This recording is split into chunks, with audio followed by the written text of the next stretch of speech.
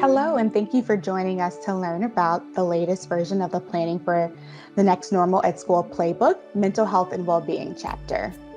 We'll briefly walk through a couple of plays from the chapter as well as resources today. My name is Flora Daniel, and I'm a manager at Kaiser Permanente. And today I'm joined by Elizabeth Cook, co-author of the Mental Health and Wellbeing chapter. Hi, Elizabeth, and thank you for joining us today.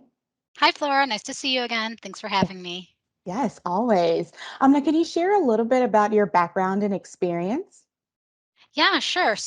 I am a senior director at the Alliance for a Healthier Generation, primarily in charge of our social emotional health portfolio, so content development as well as strategy. I am a school psychologist by training. I've been in the field for quite a long time. I have experience at the state level. I am also on my local school board, and I happen to be a parent of young children, including one school ager who had his first formal school experience as a kindergartner last year. So I approach this topic. It's very personal to me, and I got a lot of different angles by which I dissect it. Amazing. Glad to have you bring all of your experience to the table for this chapter and providing us with some tips and understanding around mental health and well-being. So before we dive into kind of questions with Elizabeth, I wanted to just give a brief overview of the checklist for this chapter that includes tips to enhance the mental health and well-being of students, educators, families, as well as strategies to sustain a healthy and supportive school environment. And the first play is engage in community building activities to reestablish connections. Prioritize continuous professional learning with trauma-informed trainings. Open discussions on environmental stressors by encouraging students, staff, teachers, and families to talk about their stressors. Provide instruction in social emotional skill building with an emphasis on strategies to identify and manage stress. And lastly, develop a clear and consistent process for identifying and supporting individuals in need of mental health support services.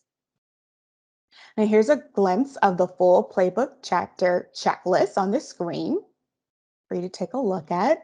And now we'll kind of dive into some questions with Elizabeth. And Elizabeth, if you could share with us kind of why it's important to address mental health and well-being as we plan to return to school, and how does the checklist help us do that?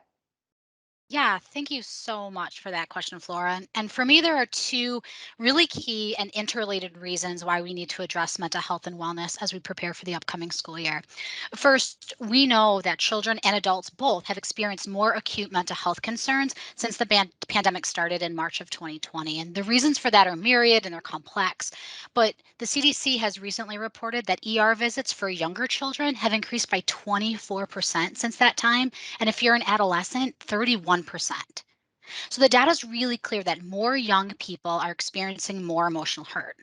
Second, and really importantly, I know I'm sure you've heard, Flora, there's a lot of narrative right now around this idea of learning loss. And given this significant concern, it's useful for us to remember that we have decades of research that has really shown us one key thing, that learning is an emotional process. And what I mean by that specifically is that emotions strongly influence attention, memory, reasoning, problem solving. In other words, all the things that you need in order to be a quote unquote academically successful student. So, if we want to support student achievement in a meaningful way, we need to actively support and foster the emotional well being of youth. It's not just a nice to have, that's an actual evidence based strategy. And so, by doing the things that are in this checklist, you can help set the stage so that your students are feeling safe and supportive and emotionally well, so that their needs get addressed from a mental health perspective and they're more likely to engage in your curricular activities and your pedagogy. Yeah, thank you, Elizabeth, for providing us with that background and connection between mental health and well-being and learning and education. Now, diving into the chapter, can you share the first play and resource that you'd like to highlight from the chapter? Yeah, it's always hard for me because I love all the plays. Yeah. But the one I know it's just like, how do we pick one? The one I want to highlight to me, I'm actually going to highlight two today, and they're interconnected because I'm really into this like interconnected space of how we can really maximize on our time to build for youth and also adults. So the first one I want to highlight are around community building activities, right? And really what that means is setting up your school environments at the outset so that students feel connected and that they belong, a sense of belongingness in their classroom environments. And I think this year more than ever, that's incredibly important. A lot of our students were out for, if not the entire year, a good portion of the year. I think about students like my son who didn't have like a formal learning experience. So, sort of a traditional beginning of the school is going to be very new for him this year. And so, for us, that is an extraordinarily important thing to do is how do we root and set those community expectations in the building with the students and the youth so that they really feel like they belong, that their identities are valued and that they matter so that they're more likely to learn, right? Because we know that we like to learn when we feel comfortable and safe in the environments that we're in. Absolutely. Yeah, and I know that there the plays are near and dear to your heart, but if you had to select a second play and resource, which would you share with us today? Yeah, and just realized that I forgot to talk about the resource for the first one. Oh, So let well, me do that. Let me do that. absolutely. Let me do that first. So, you're not alone in creating community on your own, right? So if you're an educator and you're watching this and you're like, oh my gosh, I know I want to do that, but I'm not really sure how. We have created what we call the 5-week guide to creating a caring school community. We actually developed it last year at the beginning of the 2020 school year. We've revamped it for kind of this new iteration of the school year. And really, what it is a 5-week, 20 minutes a day, scope and sequence way to scaffold and build positive relationships in your environment. It has emotional connections. It has really good icebreakers. It has a place to empower a student voice. It has physical activity in it every day. It's really fun. And they're broken down by grade level. So if you whether you're an early childhood educator, a middle childhood educator, or you educate adolescents and high schoolers, we have something for you. And then importantly, connected to that, we also have a guide for staff. So administrators, if you're watching this, your staff also need to feel reconnected and re-engaged. And so we give you some tips and tricks following that same process to connect with your staff in your building. And then we also have a parent connect as well. What we know is that family engagement is critical. It was majorly highlighted last year during the pandemic. And so we want to continue that over through the 5-week guide. So thanks for prompting me, Flora. That's the resource. Go check it out. We've gotten a lot of great feedback about it. Yeah, absolutely. And that sounds like a great resource for folks to dive into. And glad that you highlighted the fact that it's not only for students, but also for staff. So there's Everybody, something mental in health there. is Yeah, for all by all, there it Flora. is. So yeah, so moving to a second play for you to highlight today, if you could share with us kind of what, another play that you'd like to highlight as well as a resource that supports that play. Yes, I am happy to. So, kind of on the other side of that, right? So, we kind of build this proactive environment that has community building that honors who folks are. We also, at the same time, want to focus on play number 4, which is that social emotional building, skill building, right? So, what does it mean for me to be able to recognize and identify my emotions, articulate that, and then have a resource or a strategy that I can use to sort of move through that in a way that feels really authentic to me and that's useful to my learning. And why I like to think about these two things hand in hand is because we can set really good environmental practices, right? And we should. And part of our role as educators, and I still very much self identify as an educator, is really to push our students, right? To push their thinking, to push them into feeling a little bit uncomfortable, to make them do things that are a little bit difficult for them. And that's going to naturally, right, have some feelings that arise with that. So if we really want to have that growth mindset for kids, if we really want to see them activate all their peer learning and peer supports, which we know also pushes learning forward, they have to be able to navigate through those things skillfully. And so we look at social emotional skill building as kind of the other side of the coin around building a safe and supportive environment. But similar to the other guide that I shared with you, you're not alone here either. Healthier Generation has created what we call a Me Moments hub.